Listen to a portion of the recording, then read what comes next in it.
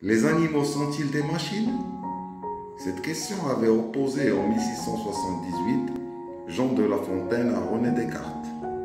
Le fabuliste, dans le discours à Madame de la Sablière, prend la défense des animaux en leur reconnaissant des qualités presque humaines, la ruse, le dévouement et l'amour. Je vous propose d'écouter cette lecture de la fable.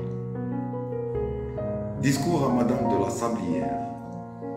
Iris, je vous louerai, il n'est que trop aisé. Mais vous avez 100 fois notre rançon refusée. En cela peu semblable au reste des mortels, qui veulent tous les jours des louanges nouvelles. Pas une ne s'endort à ce bruit si flatteur. Je ne les blâme point, je souffre cette humeur. Elle est commune aux dieux, aux monarques rebelles, ce breuvage vanté par le peuple rimeur. Le nectar que l'on sert au maître du tonnerre et dont nous enivrons tous les dieux de la terre. C'est la louange, Iris, vous ne la goûtez point. D'autres propos chez vous récompensent ce point. Propos, agréable commerce, où le hasard fournit 100 matières diverses. Jusque-là, comme votre entretien, la bagatelle à part, le monde n'en croit rien. Laissons le monde et sa croyance, la bagatelle, la science, les chimères, le rien, tout est bon. Je soutiens qu'il faut de tout aux entretiens. C'est un parterre où flore et pensez bien. Sur différentes fleurs, l'abeille s'y repose. On fait du miel de toutes choses. Ce fondement posé, ne trouvez pas mauvais. Comme ces fables aussi j'entremêle des traits de certaines philosophies. Subtile, engageante et hardie, on l'appelle nouvelle.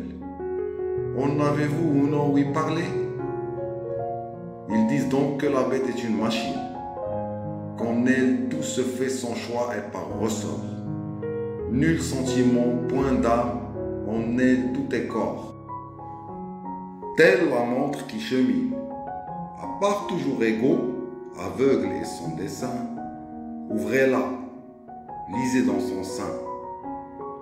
Maint trou y tient lieu de tout l'esprit du monde. La première y meut la seconde, une troisième suit, elle sonne à la fin. Au dire de ces gens, la bête est toute telle.